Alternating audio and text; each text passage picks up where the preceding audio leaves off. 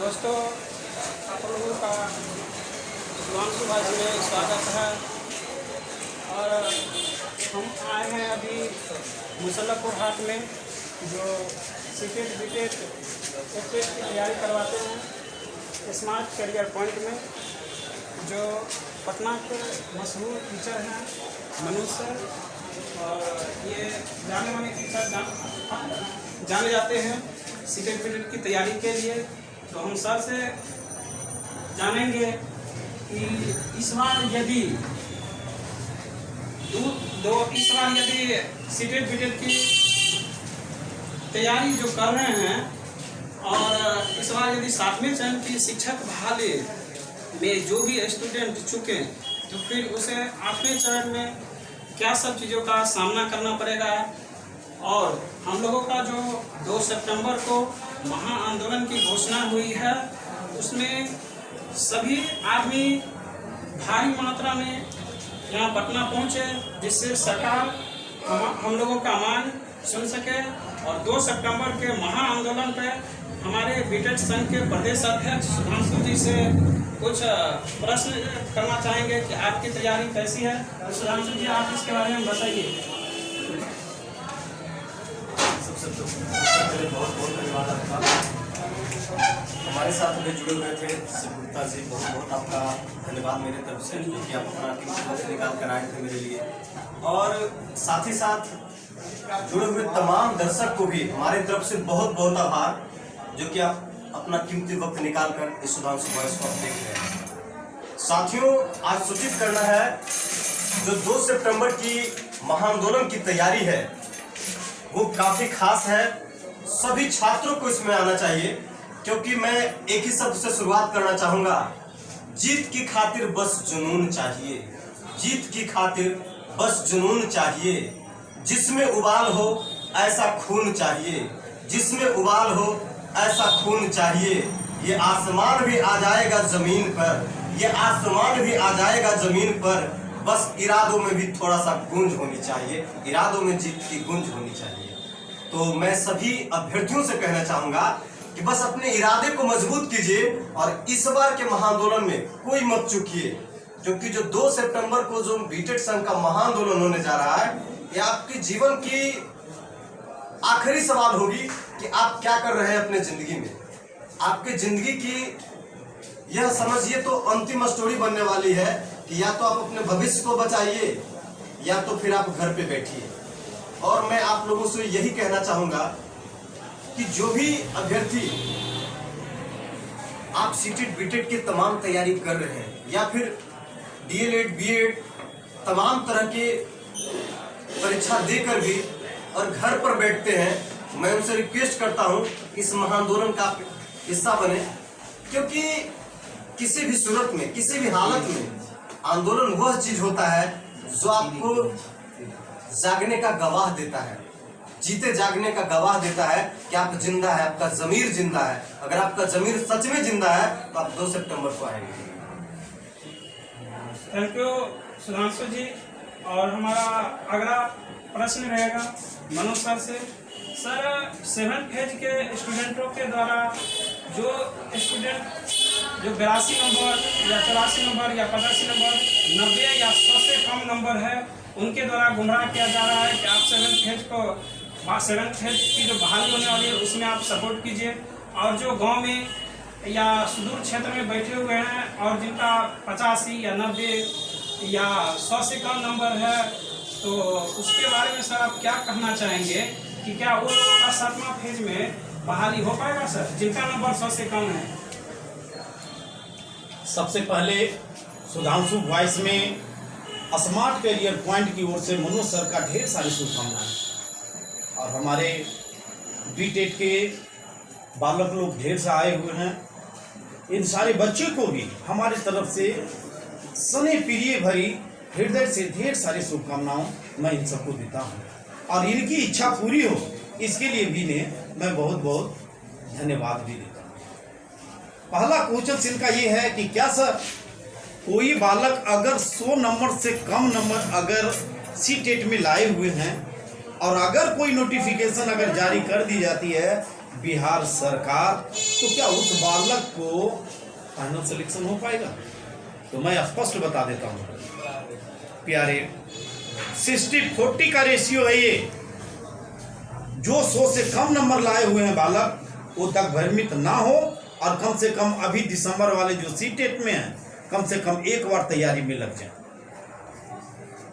क्योंकि 65 से कम अगर किसी भी बालक को अगर मेरिट लिस्ट अगर बन रही है, तो वो निश्चित तौर पे खतरे के घंटी पे बज रहे हैं। इसलिए अगर डेंजर जोन से बाहर निकलना है प्यारे, तो आप सीटेट की एक बार तैयारी कीजिए। हमें जहाँ तक मानना है कि सरकार क्या करेगी नहीं करेगी, तो मैं नहीं बता सकता, क्योंकि ये अंदर की चीज़ें हैं। सरकार जानती है कि मुझे क्या करना है। बाई चांस अगर आपको भी अगर मौका मिल जाती है, तो आप अच्छे नंबर से अगर लाइएगा, तो आपका जल्दी सिलेक्शन होने की चांस है। और ऐसा नहीं है कि 83 नंबर पार लाने वाले या तो 90 नंबर लाने वाले मेरिट लिस्ट में शामिल हो जाएंगे, क्योंकि पिछले 6 फेज का आप देख लीजिए। अगर आए तो अपने आसपास में आप 6 फेज का देख लीजिए कि उसमें क्या हुआ है। तो जो बच्चे 100 नंबर से कम नंबर अगर सीटेट में आया हुआ है, उन बालक से मैं एक बार सतर्क रहने के लिए कहते हैं। और ये जो दिसंबर में जो सीटेट की तैयारी होने वाली है, उसमें आप जी और जान लगा दीजिए। अगर कहीं बिहार सरकार आपको मौका दे दे, तो आप 120-130 ला करके आप अपना मेरिट लिस्ट बनाने में सबसे आगे रहिए। मेरा यही शुभकामनाएं आपसे है। बिल्कुल सर, आपने सही कहा। और आप देखेंगे कि छठे चरण में 50,000 सीट खाली रह गया। तो सर से मेरा अगला प्रश्न रहेगा कि सर, यदि 7वें चरण में अगर चूक हुई, तो 8वें चरण में स्टूडेंट्सों को क्या क्या समस्या का सामना करना पड़ेगा, ये इसके बारे में आप कुछ बताइए। सबसे पहले तो ये आप सबको बता दें कि बीटेट वाले हो या सीटेट वाले हो, टीचर को फंसाना बहुत जानते हैं, है ना। जान करके ये सब ऐसे क्वेश्चन पूछते हैं कि सीटेट वाले अगर इसको सुने तो वो कल हमारे ऑफिस के पास पहुंच जाए, है ना।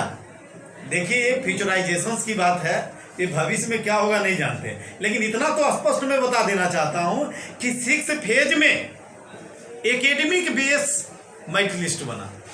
उसके बाद हमारे शिक्षा मंत्री बड़ा काबिल हैं। इस बार के जो शिक्षा मंत्री हैं, उनको हम कोटि कोटि से धन्यवाद देते हैं कि उनने एक बात बोले कि मुझे दिल्ली के तर्ज पे बिहार के विद्यालय को कायाकल्प करना है, और यहाँ की शिक्षा, ऐसे शिक्षक को मैं पैदा करूंगा जो शिक्षक हमारे देश में ही नहीं, विदेशों में इसका नाम होगा। मैं ऐसे शिक्षा मंत्री को ढेर सारे शुभकामनाएं देते हैं कि स्पष्ट रूप से उन्होंने बोल दिए हैं कि सुपर टेट का आयोजन मैं करूंगा। इनडायरेक्ट रूप से उन्होंने बोल दिए हैं कि हम ऐसे क्वालिटी टीचर को करूंगा जो कि देश और विदेशों में इसका नाम होगा। तो आप सब हो जाइए तैयार, हो सकता है आने वाला है अगला एग्जाम। किसी भी समय टेट के या तो 7वें चरण का नोटिफिकेशन आ सकते हैं, लेकिन दिसंबर का निश्चित तौर पे हमें जैसा लग रहा है कि सरकार का मंशा साफ है।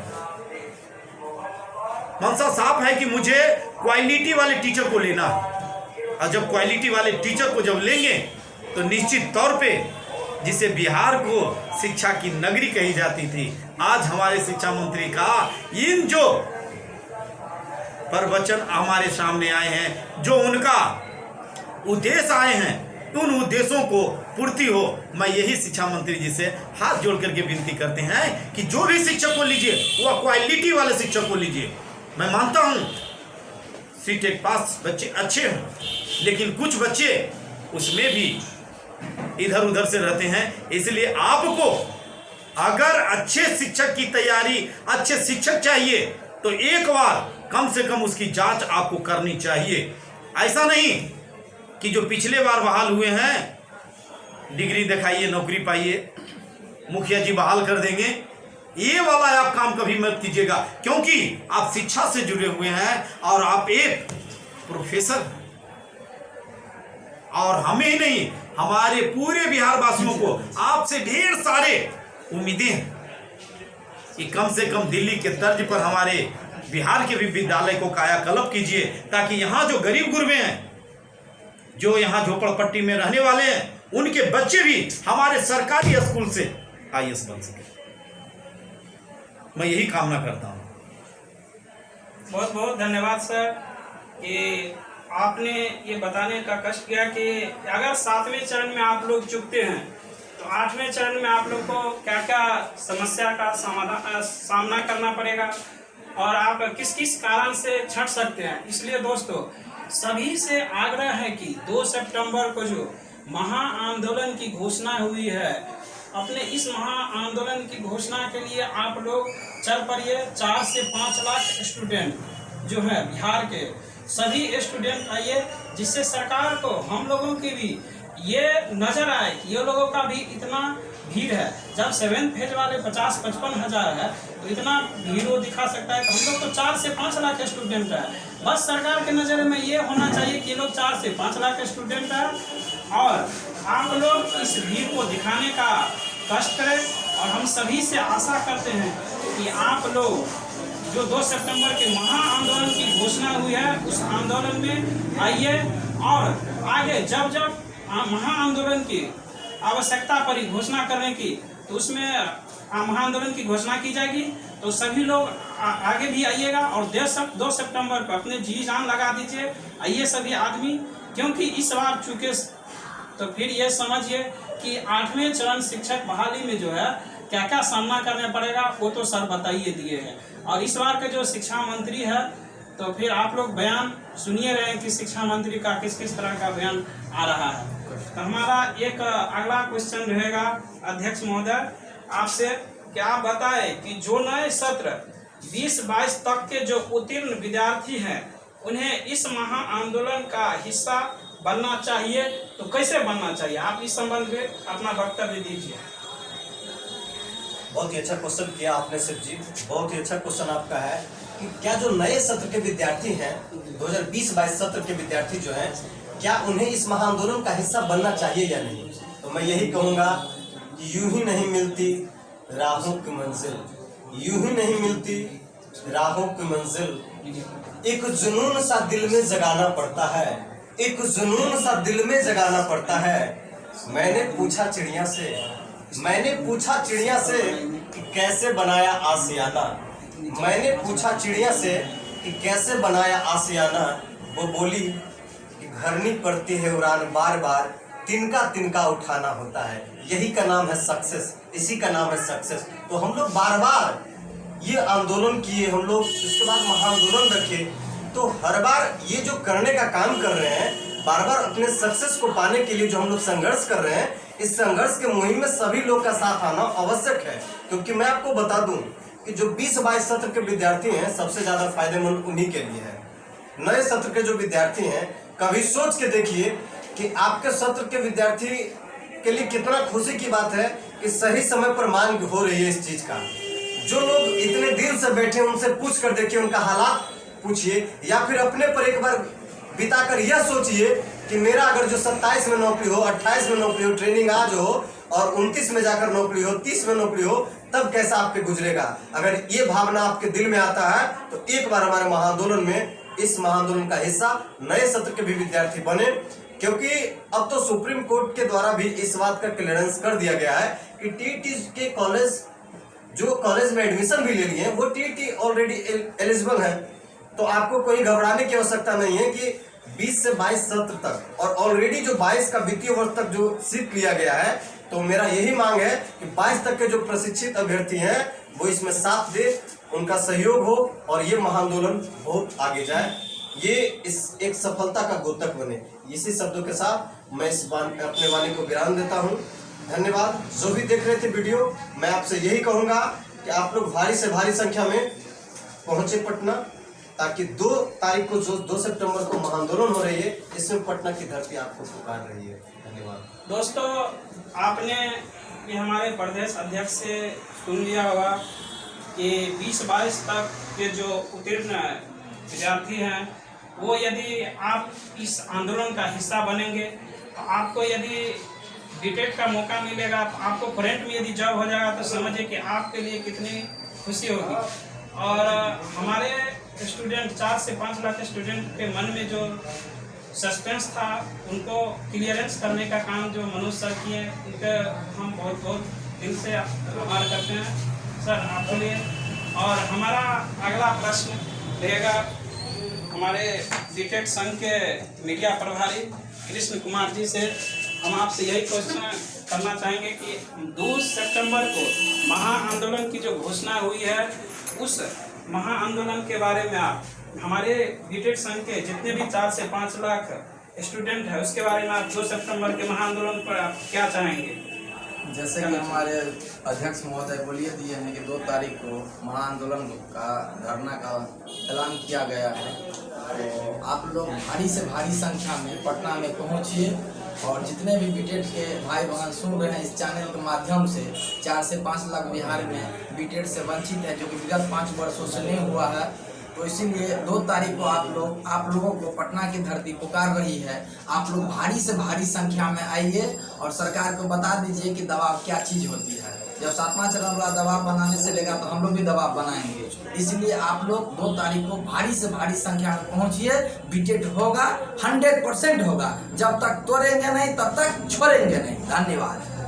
बिल्कुल, हमारे मीडिया प्रभारी जो बोले हैं कि जब तक एक दशरथ मांझी का एक कहानी है कि जब तक तोड़ेंगे नहीं, जब तक फोड़ेंगे नहीं तब तक छोड़ेंगे नहीं।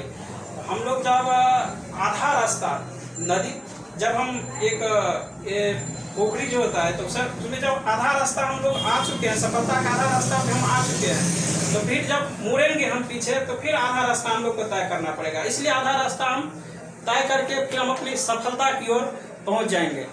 और हम सभी से यही आशा करते हैं कि आप लोग ये 2 सितंबर की जो महाआंदोलन की घोषणा हुई है, दोस्तों इस आंदोलन में कोई भी बिना कोई लेकिन परंतु के सभी आदमी आइए, क्योंकि काम सब दिन रहता है सर। और ये आंदोलन जो है सिर्फ अध्यक्ष महोदय के लिए या मेरे लिए या किसी एक आदमी के लिए भविष्य के लिए नहीं है, ये सभी के भविष्य के लिए है। और सभी के भविष्य यदि उज्जवल हो जाए, हम लोग यहाँ पे जो काम कर रहे हैं और आप लोग से सिर्फ हम 1 दिन मांग रहे हैं महाआंदोलन के लिए, सिर्फ 1 दिन मांग रहे हैं। और 1 दिन देने से यदि आपका भविष्य संवर जाएगा तो हमारे लिए कितनी खुशी की बात है सर। इसीलिए हम सभी से आग्रह करते हैं पुनः कि 2 सितंबर की जो महाआंदोलन की घोषणा हुई है उसमें सभी आदमी आइए, गर्ल्स हो, बॉयज हो या जो भी किए हैं BA DLED पास हैं 2022 तक, सभी के लिए ये संदेश है। इतना ही करके हम अपने वाणी को विराम करते हैं। धन्यवाद।